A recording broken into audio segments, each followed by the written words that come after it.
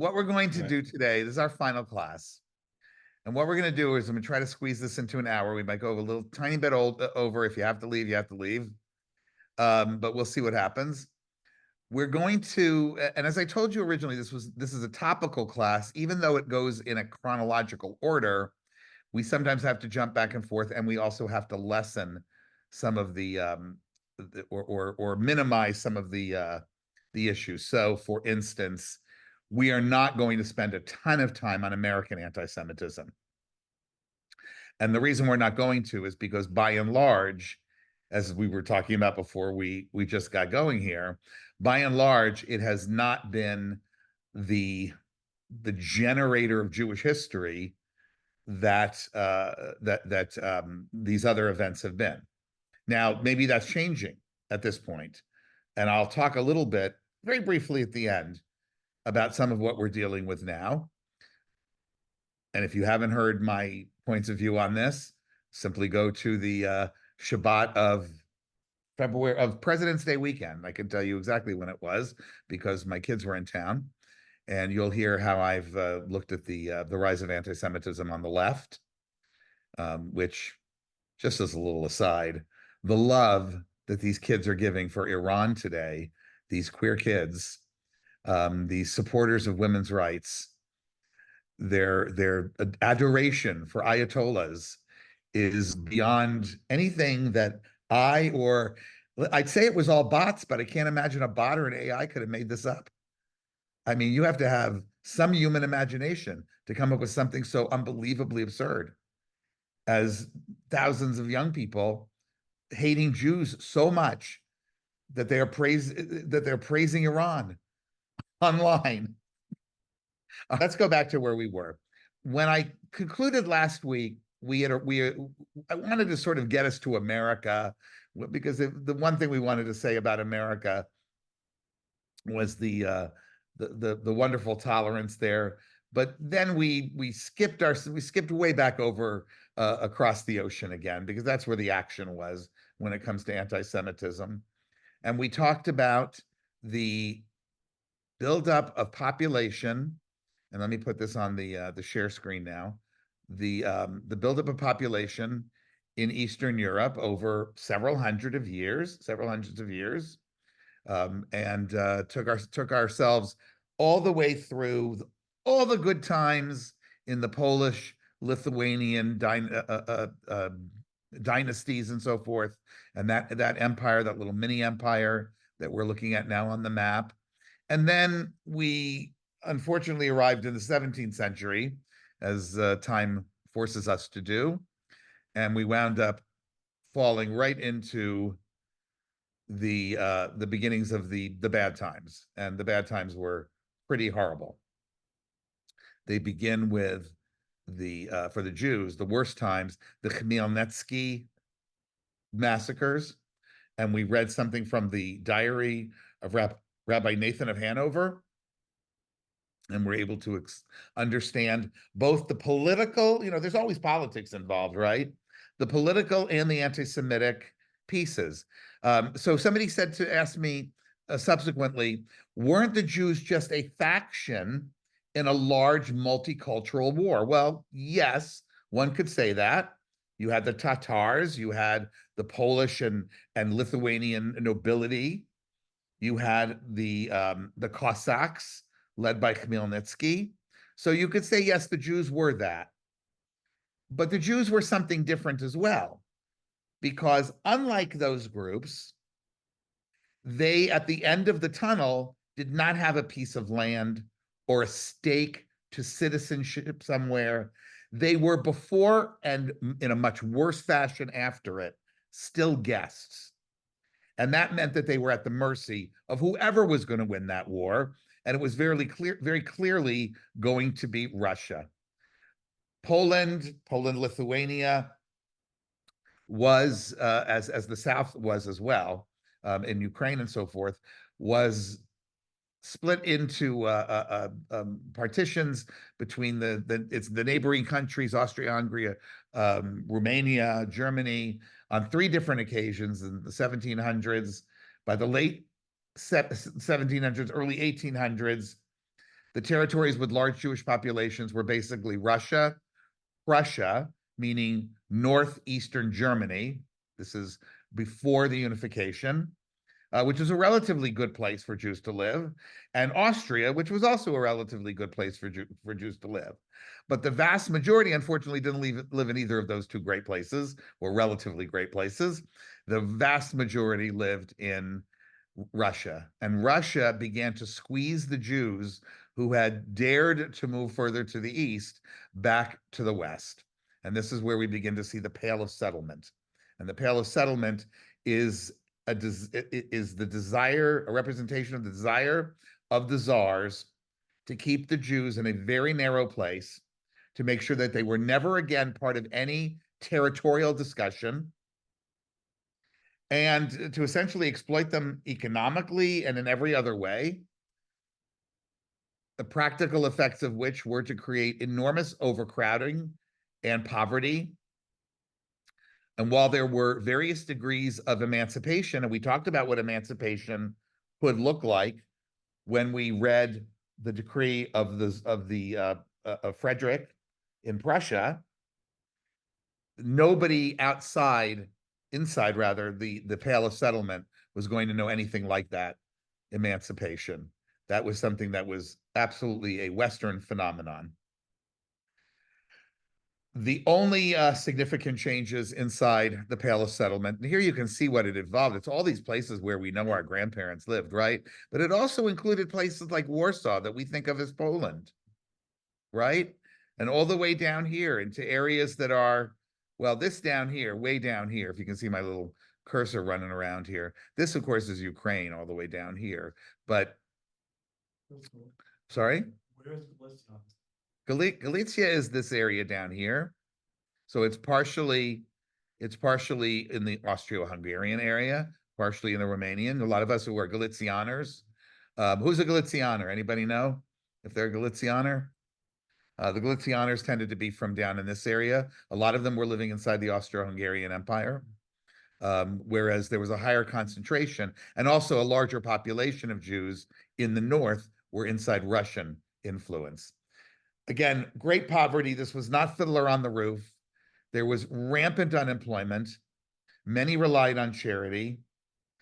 Those who were allowed, and they were only allowed under special circumstances, to remain in Moscow or St. Petersburg, often took on a great burden of supporting Jews, but so did Jews in other parts of Europe. The Jews in Europe were connected by a financial pipeline to support the Jews in Western Europe, rather, in Central Europe, to support the Jews further east.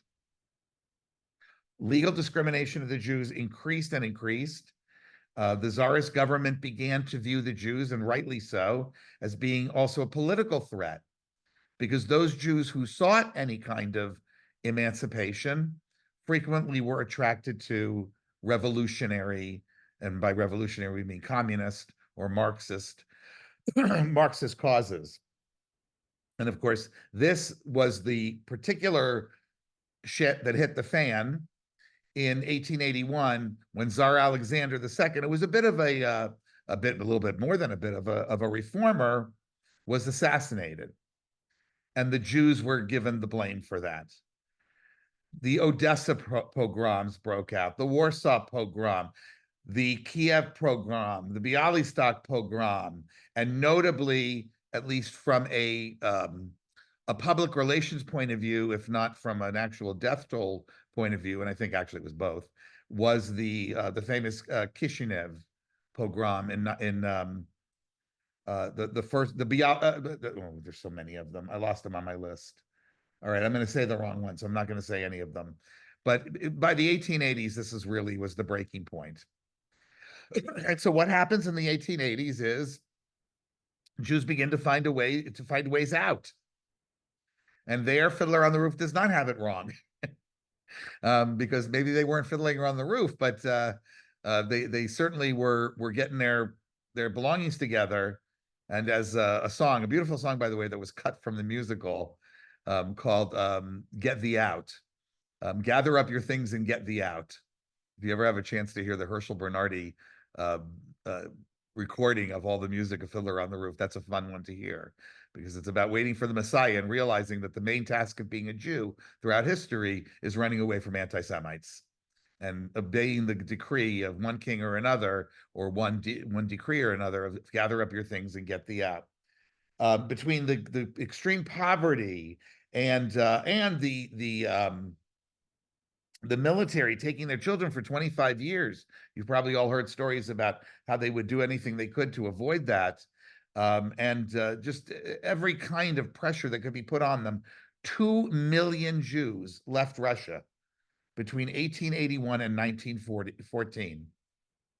And honestly, probably more would have left had they seen what was coming, or if there had not been periods of relative calm here and there. Ultimately, more would have left if the United States would not have put clamping and not have clamped down on it, because that was the biggest controller of it. Another reason, of course, things got so bad is because the government very, very much wanted the Jews to be viewed as dangerous.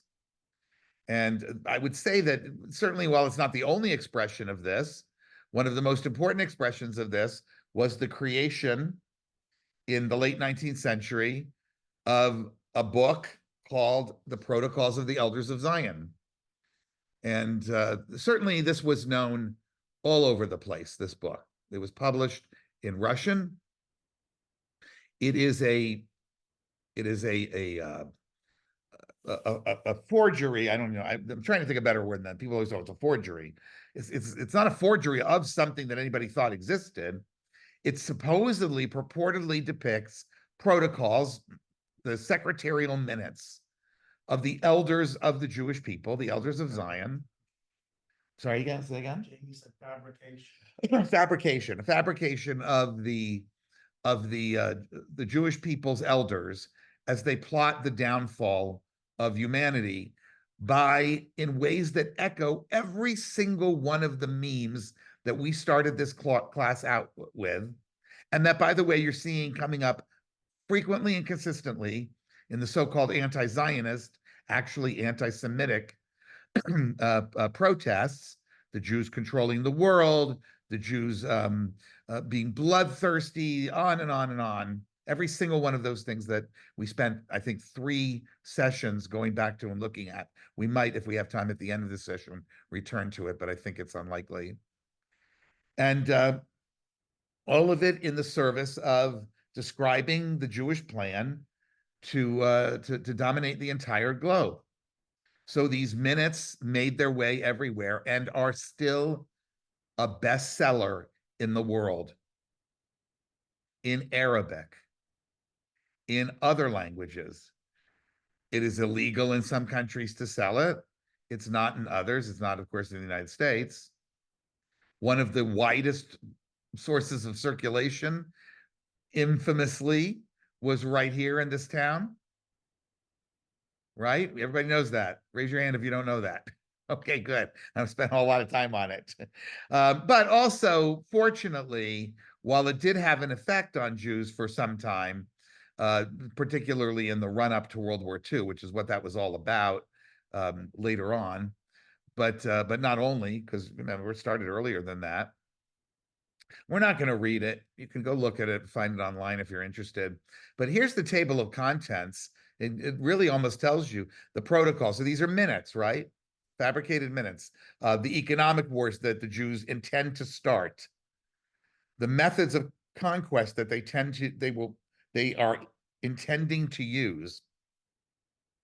How they will replace religion with materialism. How they will impose despotism and modern progress, but in a bad way, on everyone. The techniques he'll use, the worldwide wars they'll use. And of course, these become, I don't want to say self-fulfilling prophecies, but there's enough things that happen in the world every day that are horrible that to see a Jewish hand behind it is very easy. There's almost not a conspiracy that has come up, certainly not in modern times, and definitely not with the internet, that has nothing to do with Jews at some point. Every single conspiracy you look at, no matter what it is, online today, and they're all driven by the internet, because that's the way Very large groups of people talk to each other all the time. Every single one of them is something that ultimately takes Jews in.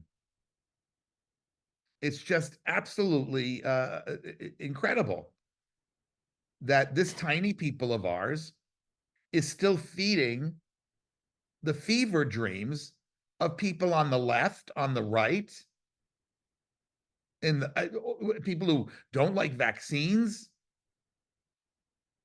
Part of it is, yes, there is an overrepresentation of Jews in some regions of government here and there.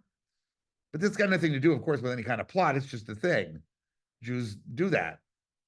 There's also an overrepresentation of Asians and others, and you don't see this kind of thing with them.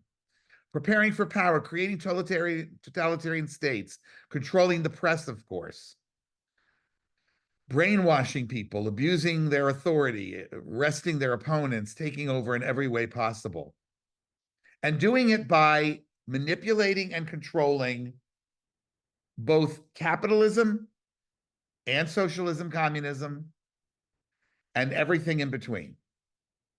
Because the Jews, unlike every other minority that has these kinds of or not these kinds, but has any kind of a stereotype attached to them, the stereotype that is most important for Jews is that we are the satanic, bloodthirsty controllers of civilization, so that we can be powerful and have it all.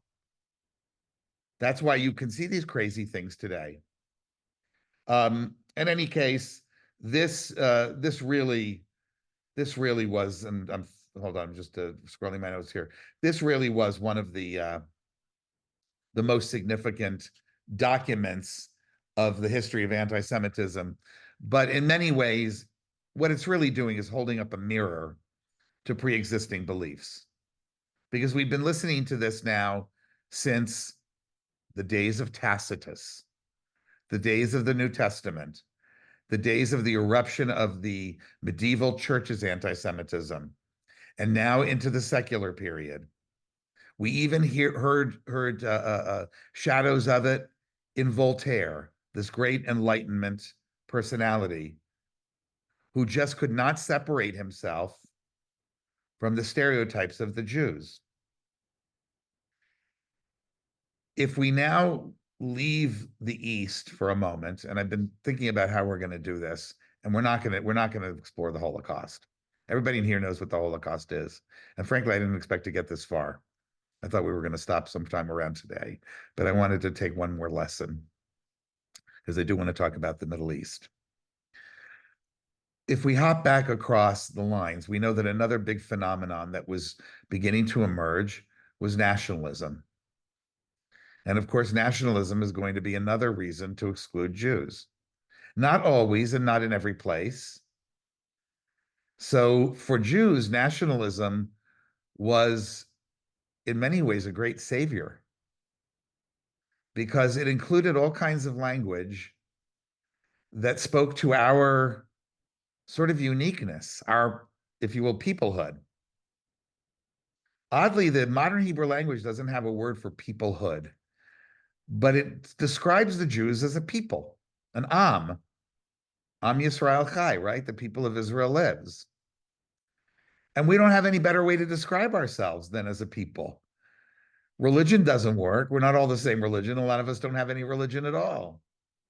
Ethnicity doesn't work. We're not all the same ethnicity, and that doesn't work. I wrote about this, I think, in a commentary recently. If you go through the whole list, I think the commentary was about how, as a young rabbi in Illinois, I leading my very first introduction to Judaism class, I went through a whole list of the possibilities of what Jews could be. Many, many years later, I ran across an article that Sherwin had written, and it was pretty much the same list. The only thing that came close to defining us, well, he called it more mishpacha, family. But what he really, in English, and he used the word in English very frequently, what it really came down to for him was being a people, the people of Israel, Am Yisrael, the Jewish people. We hear it all the time. Sherwin, as I learned as I was doing my own research, Sherwin was a pretty ardent Zionist. And it was the Zionist in him or the peoplehood guy in him that was attracted by the Zionism. Now, there were other forms of peoplehood or nation or Jewish nationalism. There was the Bund. The Bund is getting very popular right now, according to an article I just read in some Jewish literary magazine about how the Bund, which was an opponent of the Zionists, but the Bund wanted to create a national homeland for the Jews in Russia and then later in the Soviet Union. And you may not remember this, but one of the Soviet states was a Jewish homeland, Birobidzhan. There wasn't a Jew there, but the official language was Yiddish. A couple of Jews moved there, but it was not from where the Jews were from, and a whole lot didn't go. And in fact, there were efforts even to put together Jewish colonies in the United States. I had a map, I didn't share it with you, but I had a map that showed Jewish colonization efforts. And here I don't mean colonization the way that the anti-Semites are using it.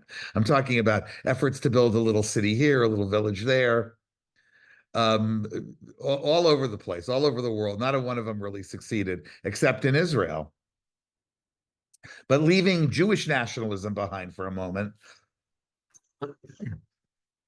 the wider concepts of nationalism did not prove to be so great for the Jews, because a lot of it came with a racialized anti-Semitism of the type that we saw developing under the Spanish, where Jews were now being viewed as having something additionally wrong with them besides their wrong beliefs. And that had come out during the days of the Inquisition, when Jewish converts to Christianity were more heavily persecuted than other Christians, the so-called conversos, as we now know them. In this case, it grew out of, irony of ironies, out of the pseudoscience of social Darwinism. One of the problems that we have to face as humanistic Jews, as humanists, is that Darwinism is 1,000% true. And this thing called social Darwinism is absolute garbage. And it is actually a complete perversion of Darwinism. It doesn't even fit accurately into the biological process, but it feels like it does. And in so doing, it can make a lot of very pseudo-scientific or scientific sounding claims. And this is one that begins to grow, particularly after the failures of great national conquest that the Germans were having, but also long before in the 19th century, and then really with rocket speed in the 20th century after World War I. This idea of this racialized anti-Semitism that now has nothing to do with any of our beliefs, except to say that our beliefs grow out of our racialized inferiority. And our inferiority is an inferiority that causes us to feel superior, by the way.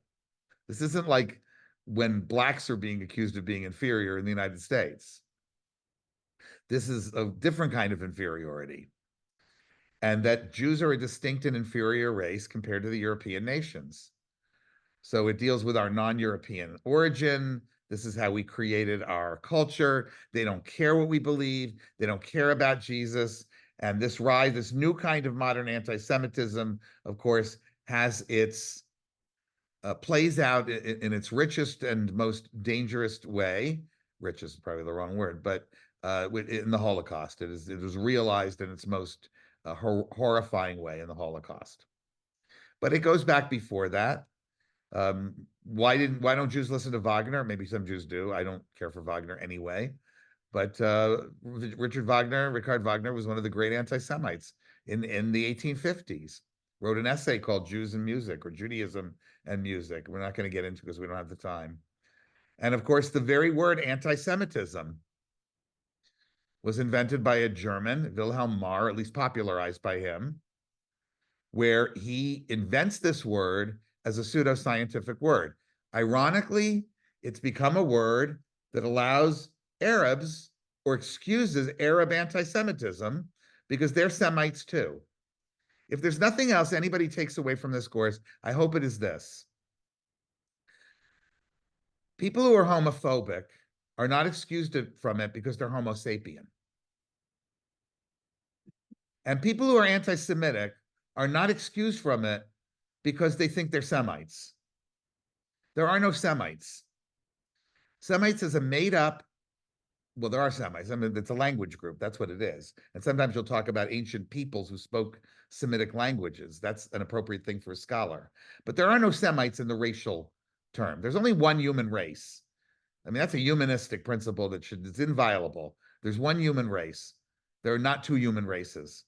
There was a time when there was more than one human race. That was a long, long, long, long, long time ago, way before anybody was writing anything down. And we're talking about Neanderthals and things like that. And even they may not have been different races because they seem that a lot of them were able to interbreed. And interbreeding is really what calls you a race or not, or a species. But in any case, we are one species, the human species. But this idea even of calling us anti-Semites is ironically used now against us. The people who claim to hate us the most are frequently the people who will claim not to hate us the most. They only hate our Zionism, but they don't know what Zionism is. Ask them what Zionism is, and when you see the Zionism tomorrow, when you see the Zionism that they put into a list, I just read the word tomorrow because Kathy put it on my screen. I need to turn that little feature off. I don't know why it's still doing it. She sent a text, a very innocent text, and that's why I said something that wasn't the right word for it. Okay, sorry. Let me get back to what I was doing. I have to cut that out in the recording. But what I want to do today is talk about not really what I discussed about anti-Zionism being anti-Semitism so frequently today, but it's related. So if you want to see that talk, as I said, it's on our mid-February, whatever that was, the 16th, 17th, 18th Shabbat. Now, what I want to talk about is give you one last little lesson in anti-Semitism that I've never taught before, and that's Islam and anti-Semitism. So this is a bit of a new talk. The reason it's generally left out of a lot of histories on anti-Semitism is because when compared to Christian anti-Semitism and Nazi racialized anti-Semitism, historically, and just as a matter of proportion of time, Islam was not the main problem. But Islam has become a problem, and a big problem for Jews. Islamism, let's say. First of all, the beginnings were not great. And I think it's important to understand that. Because frequently we're comparing Islamic anti-Semitism or Arab anti-Semitism, if you want to call it that, because that was their empire. Their empires were Arab empires, at least at the beginning. It's frequently, when we look at them compared to medieval Christianity, they're not so bad. Now, that doesn't mean that we don't have the right to question why things weren't better. We first encounter Islam at the very beginning of Islam, because there were Jews living in the Arabian Peninsula in the 7th century. Muhammad was born in 570 in Mecca, begins his path along the way around 610, early 7th century BCE, CE. And in 622, he moves with his followers to Medina and is now confronted by a lot of Jews. A little bit with a little bit of parallel to Martin Luther, who thought, well, if I could just make Christianity more palatable to Jews, they'd come along. Muhammad adopts a lot of Jewish customs. These are decisions made by him. He is familiar with our Torah and many of our texts. And more to the point, he is familiar with our interpretations of them. Some of the stories of the Jews or of the world that are told in the Quran are the rabbinical interpretations of the stories. That's how we know this. And of course, what does he expect? He expects that the Jews will see that he's a true monotheist, and he is. Allah simply means God, period. It's just El, same word we use. It is expected by him and his followers that the Jews will just get on board, particularly since he's doing so many Judaic like things. If you look at the Sharia later on, their Sharia develops very much along the lines of halakha. It's not parallel completely, but it's a similar idea. But the Jews reject his religious claims because he says he's a prophet. And the Jews have, for hundreds and hundreds of years now, held very, very strongly to the belief that there is no more prophecy, and certainly not prophecy that comes outside of the Jewish people. So Muhammad, he rejects the Jews. There are stories, and these come from the Quran, of for instance, the Banu Qurayza, which is a large Jewish tribe in Arabia, of whom he kills all of them. In 1628, he attacks the largest Jewish settlement in the Arabian Peninsula, Khaybar, under accusations of treason. Remember that Muhammad is not just a religious leader. Muhammad is a general. He is an important and extraordinarily powerful military man. That is not Jesus, and that is not Moses. As Islam develops, there are disabilities that are placed upon Jews, but not just Jews. They're placed upon all kinds of peoples. And the two groups of people who generally have it a little bit better are the ones who are the monotheists, because they are not forcibly, generally, not forcibly converted. And this means the Christians and the Jews. The other peoples, many, many of them, many Persian, for instance, Zoroastrian Persians and others, many of them are utterly destroyed as the Arab Islamic Empire reaches out from Arabia and moves across the entire world, northward, eastward, up into Turkey, over to Europe, all the way across northern Africa, up into Spain, back and forth in and out of southern Europe. This is one of the largest colonial endeavors in the history of humanity.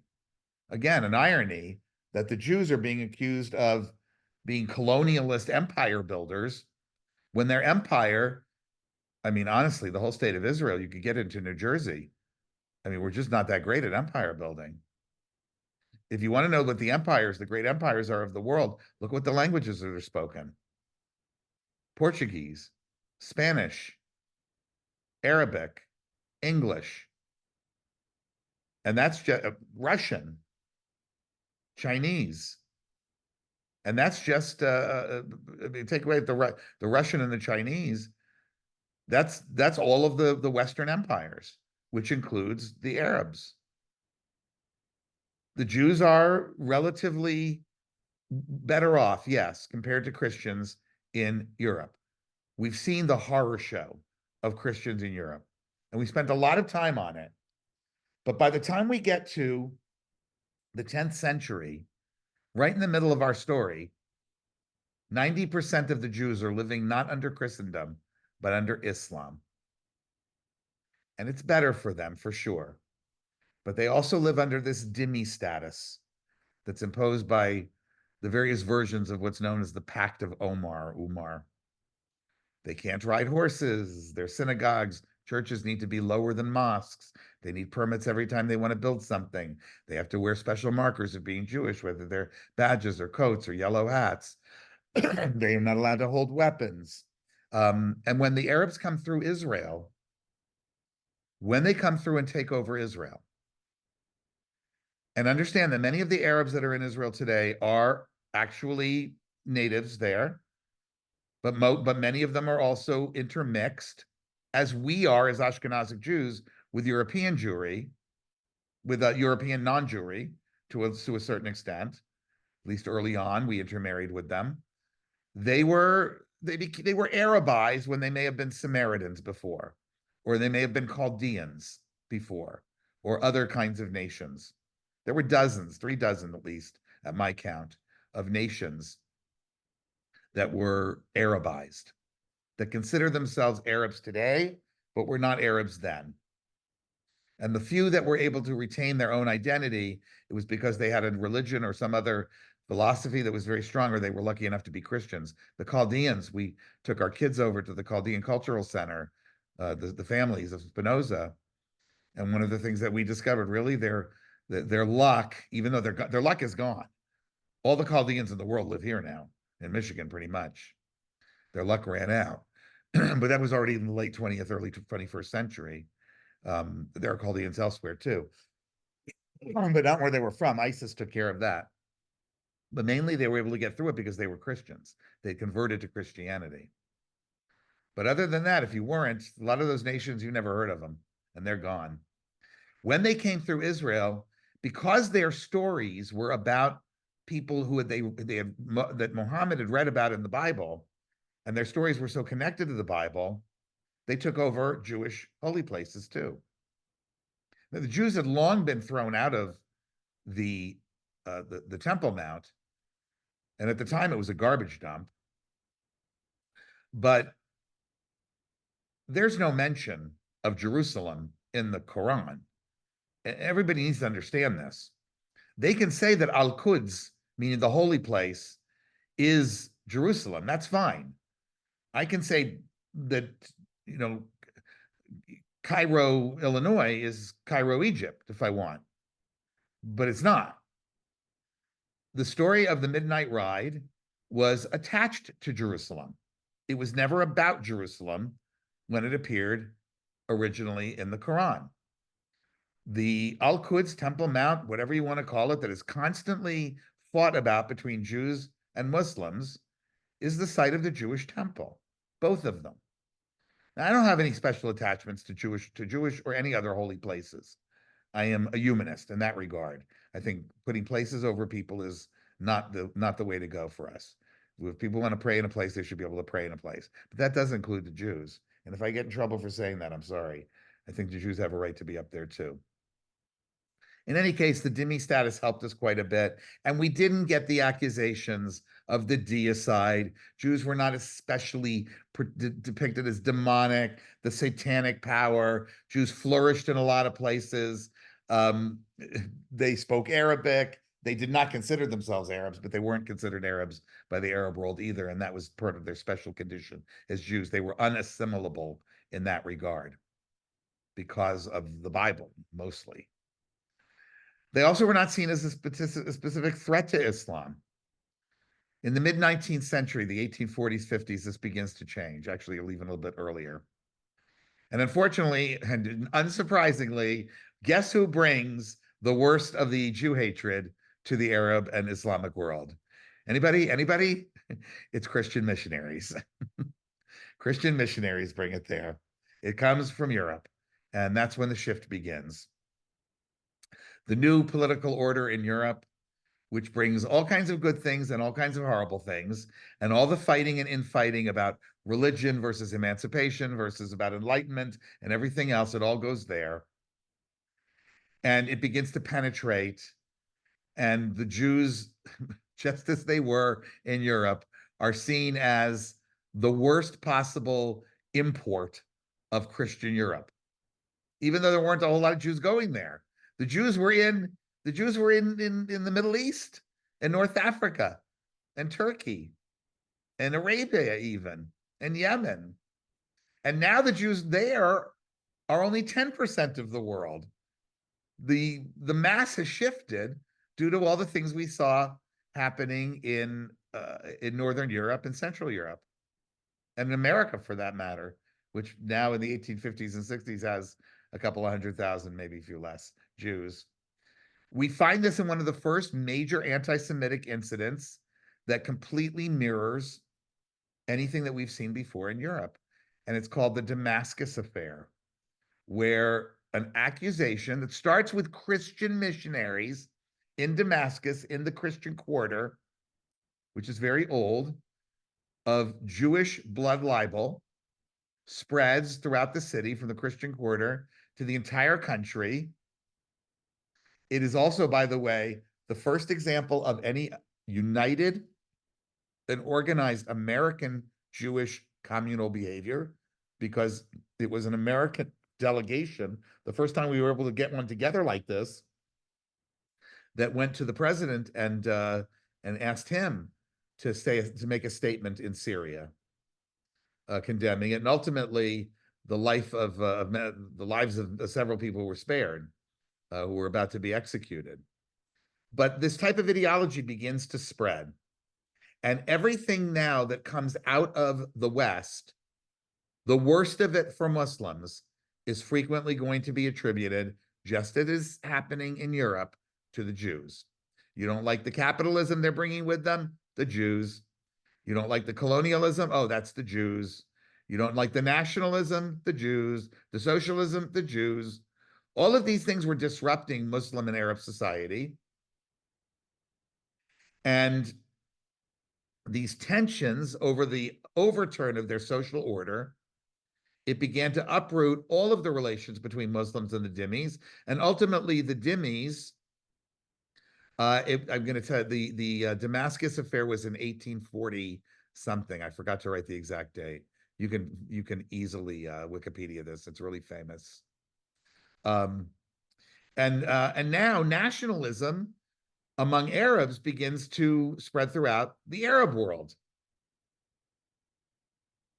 The Muslims had no concept of it previously. They had caliphates. It was not a Western style nationalism. But now they have a pan-Arab or pan-Islamic philosophies that begin. I think it was 1840 itself, Jamie saying that.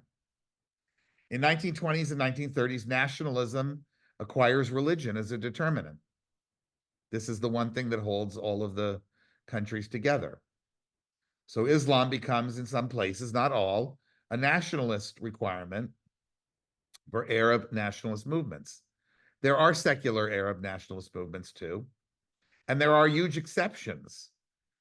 The Ottoman Empire does its best to fight this because they are a secularizing empire on the European model. But as we know, ultimately they're going to lose that battle. They're going to lose it because they take the wrong side in the nationalist efforts of Europe. They back the Germans in World War I. And so it is the other European nationalists. And remember, World War I was about people fighting over nobody knows what the hell to this day. the least defined war in the history of wars. The one group that they seem to altogether have any problem with, the Russians, just pulled out and they were just left there fighting each other until they just started making up reasons. Really, just studying World War I is just an effort in befuddlement, bloody befuddlement. It's really about a continent just committing suicide as it comes up with a new way of life. But anyway, it's not my field. These so now in the 1920s and 30s, these Arab groups begin to develop identities. Now, Palestinian identity, by the way, was not yet one of them. Palestinian identity takes a while. They see themselves as part of the pan-Syrian, pan-Jordanian Arabic nation, Arab nation. And in fact, they too choose the wrong side when war breaks out, because the group that they decide to go against, like the others, are the Jews. And so who do they send to be their representative in Europe? One of the spiritual heads of today's Hamas, the Muslim Brotherhood, Haj Amin al-Husseini, who is famously photographed, and not just in one meeting, but he met with him many times. And in fact, they were back and forth. His assistant, his aide de camp and number 2 guy had many tours of Auschwitz. These people were Nazi supporters. The Jews, by the way, didn't love the Brits. They really didn't. The War of Independence for the Jews up until May of 1948 was by and large a fight against the Brits. but they also fought on the British side because what else were you going to do? This idea that they also conspired with the Nazis, if there was here and there some Jew who tried to get Nazis to free other Jews, I wouldn't blame him. But that didn't make the Jews conspirators of the Nazis. And I'm not going to go into that. That is an anti-Semitic canard if ever there was one. Ultimately, Zionism, of course, did make things worse. They did not want a Jewish nation there. This now is not part of the class. This is Jeff's opinion. They don't want a Jewish nation there now either. See, here's what Jeff learned on October 7th. I learned on October 7th that everything that I used to believe and stopped believing because I'm a humanist was true. Sherwin said it was true too. I should have listened harder. And if people don't like me for that, they're just going to have to not like me for that. Because I was there in 2005 when they pulled out of Gaza. I was there. I saw how Israelis worked so hard to support their government when so many were opposed to pull out, not to create an open air prison, but to create Singapore or Dubai. And they had every opportunity to do it. In any case, the Protocols of the Elders of Zion are translated into Arabic, a massive bestseller. The Muslim Brotherhood grows. Anti-Zionism leads to wholesale attacks on Jews. And we're talking about in days long before the creation of the State of Israel. Jewish populations in places like Hebron that had been there from time immemorial. Jewish communities that had never left and were not Zionist. They just were there. They suffered pogroms. In Sfat, Jewish community that had been there for hundreds and hundreds and hundreds of years, suffered pogroms. Now, with Jews beginning to arrive, against the desires, by the way, of the Brits. And by the way, if they bring up the Balfour Declaration did not change the face of the Middle East. The Balfour Declaration is one of the most lauded, useless pieces of paper ever. It changed nothing. No one came. In the 1920s, Jews are trying to get out of Europe. Guess where they don't go? They don't go to Israel. One of my favorite quotes of Jewish history. Nobody's ever heard this, but I know this quote. It's very short, so I can remember it all the time. Chaim Weizmann, who was a British chemist, who was the head of the Zionists at the time, he was certain that with the Balfour Declaration in his pocket, he worked so hard to get it, that the Jews were just going to come, just flow into Israel. No one came. And his famous quote is, Am Yisrael, Ayeka, people of Israel, where the hell are you? Where are you? Where are you? They didn't come. Why? Because the place was a sewer. It was very difficult to settle in Israel in the 1920s. Read any of the novels that took place there. People are dying of malaria. They're dealing with Arab violence right and left. It was very, very hard. It was very hard. You remember in Fiddler on the Roof, Yenta goes to Israel, right? Everybody else going to America. Yenta's going to Israel. And it's kind of a joke. And of course there is anti-Semitism there at this time too. As I mentioned, the Muslim Brotherhood, which I think today is rightly called Islamism, not Islam, and anti-Semitism go hand in hand there. Haj Amin al-Husseini, of course, did collaborate with the Nazis. He declared that the Jews were the enemies of Islam, and he declared that this was something that had been around for 1,300 years, which really was not. But as Jamie pointed out in one of his footnotes to my conversation today, there was a lot of feeling that the Jews were bad from the beginning. He, Haj Amin al-Husseini, made explicit appeals on the radio to Arab listeners to kill the Jews. I could go on and on and on, but I'm running out of time. In 1950, Said Qutb comes along, the chief ideologue, and he publishes a book called Our Struggles with the Jews. He places his Jew hatred on the foundations of religious traditions of Islam that really didn't bear them, other than the conflicts that Muhammad had with some local Arabian Jews, which were bad enough. And this ultimately has spread all throughout the Arab world. And you can say, and it's true, people like Netanyahu and so forth, at one point they tried to build up the Muslim Brotherhood. They didn't understand the depths of the anti-Semitism. They didn't get that. And I think that they thought that it was better than the nationalists. But they all have the same idea as far as I can see, which is that there needs not to be a Jewish nation there. It is for them, especially being in the second holiest place for them on earth, which is Israel, so the second holiest land. In terms of city, it's Mecca, Medina, and Jerusalem. But in terms of land, Israel very much is. It is for them an embarrassment that the Arabs don't control it. That's their destiny. And this is spread everywhere. This is why Al-Qaeda, Hamas, ISIS, the Shia radicals, and so forth are so anti-America, in addition to being anti-Israel. The Jews simply have no place there. This perverted idea that the Jews don't belong there, that they're foreigners from a foreign land, Europeans, is really one of the biggest ironies of the telling or the reimagination of history that I've ever heard in my life. You're talking about, I mean, these kids like to talk about decolonization. If there's ever been a decolonization effort that was successful, it's the Jews. The Jews did not have a pretty life throughout those areas, nor did this start with Zionism. Let me share, if I can find it, let me share a little tour around the region.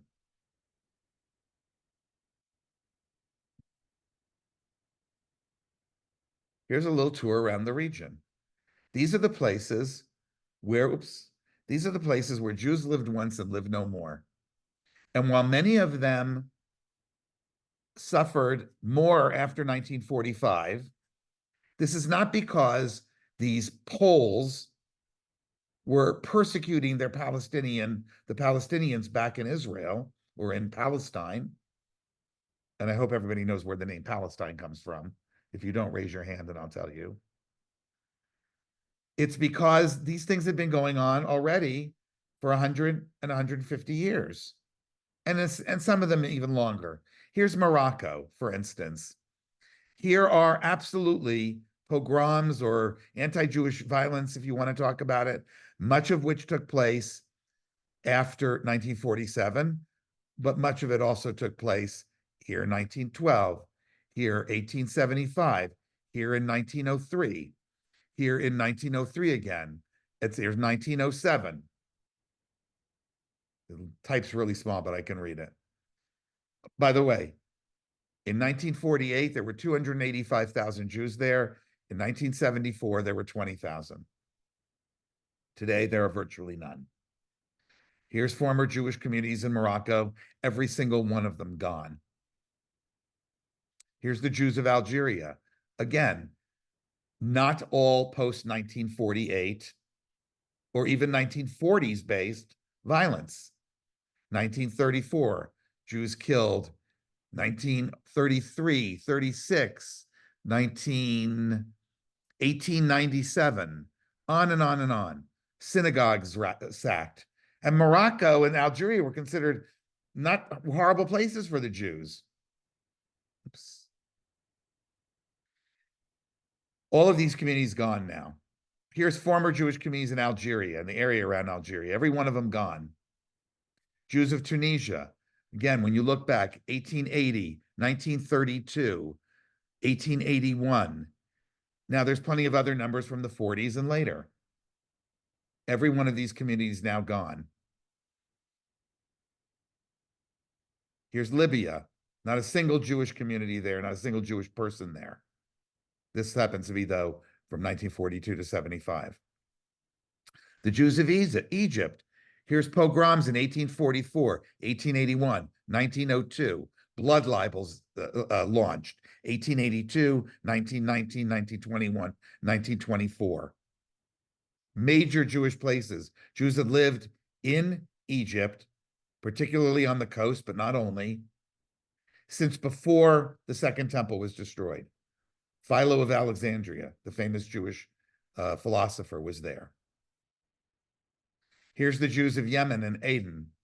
All the Jews who lived there were gone. And by the way, very early on. Here's the Jews of Yemen, there's the communities they had, and here's the communities that disappeared, every single one of them. The Jews of Iraq. I want to say something about Iraq. Iraq is Babylon, okay? This is the Euphrates, and this is the Prat in the Talmud, and this is the Hiddekel, which is the Tigris from Talmudic days. This is where the Babylonian Talmud was written. This is where the Babylonians took the Jews in 586 BCE, and this is from where the Persian king Cyrus liberated them and allowed them to go back and build the second temple, and most did not go back. And in fact, the Jews then were here longer, by 1,200 years longer than any Arabs have ever been there. I had a really interesting discussion with the woman at the Chaldean Museum, who's a real expert on her people's history.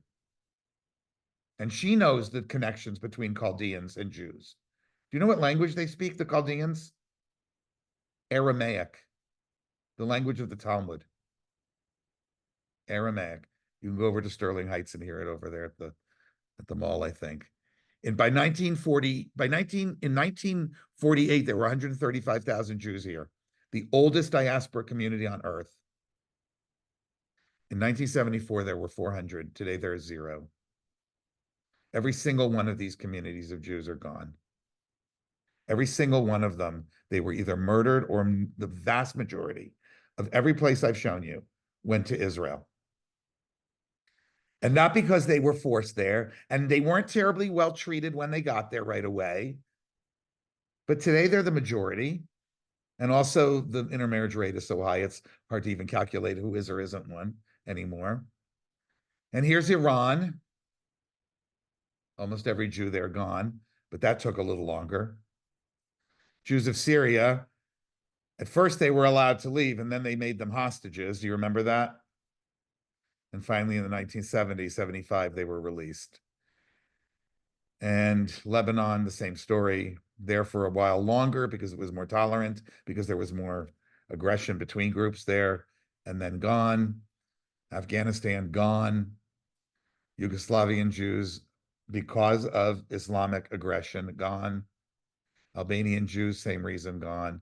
And of course, the latest and the last, really, other than the Soviet Jews, were the Jews from Ethiopia, who I had the distinct privilege of watching arrive in Israel in 1984 during the largest of the airlifts. So be aware of these things as we begin to make our way through this new era of anti-Semitism. This all could have been very different. There could have even been a binational state. People bemoan, why wasn't there? That was a kind of Zionism. There wasn't because, as I have once thought and do again, it just wasn't desired. Is anti-Semitism ever going to go away?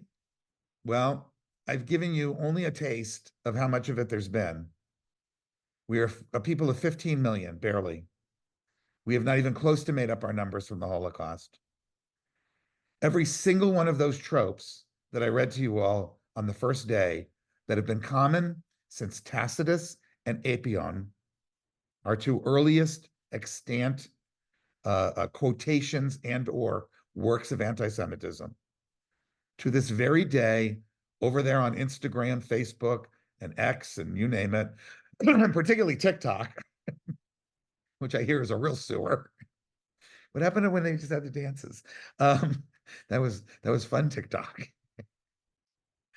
Now it's Chinese supporting Putin, supporting Iran TikTok. All of this is back in fashion, and we're going to have to decide what we want to be as a movement. I encourage debate. I'm not telling people what to believe. I've written about this enough. But somebody that I trust very much told me to go by my instinct. And my instinct is there is not going to be a humanistic Judaism if there are no Jews. We have a responsibility as Jews to continue this discussion that has been going on amongst our people since the Enlightenment. And this is what I was alluding to when I began the class today. At the beginning of the Enlightenment and the Emancipation, and we studied it 3-4 weeks ago, when Jews were being given the choice, you're going to be citizens of this country, are you going to be Frenchmen, or are you going to be Jews?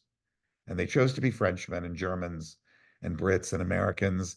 And slowly but surely, enough of an idea of pluralism in those places allowed us to be both. But nevertheless, from the very beginning, we struggled. All the reformers did. The early reform movement being a combination of today's conservative, reconstructionist, reform, etc., secular, us. We've always struggled with how particularistic we're going to be and how universalistic we're going to be. It's always been a teeter-totter. We as humanistic Jews, if we decide that we're only and completely devoted to the cause of humanism, well, maybe we should join the American Humanist Association and close our temple. But if we're going to continue to have this discussion about what it means to be both a humanist and a member of the Jewish people, a people that know through no miracle at all, and not for 5,000 years, but for 3,200, which is a lot, and not since Abraham, but since Canaanite tribes decided to form the Israeli Confederation. We don't have to believe every myth to understand that we belong to a people that's pretty important in the world, that whose book was taken and culturally appropriated by well over half the world's population, that's influenced so many things, that's done many great things and had a bunch of flops as well. That if we want this to be a Jewish program, humanistic Judaism, that we're going to have to also do what Reform and Conservative and all the other movements of modern Judaism have had to do, and that's keep an eye on the balance between humanism and particularism. Because if we forget who we are, I guarantee you, because it's happened every goddamn time, they're going to remind us.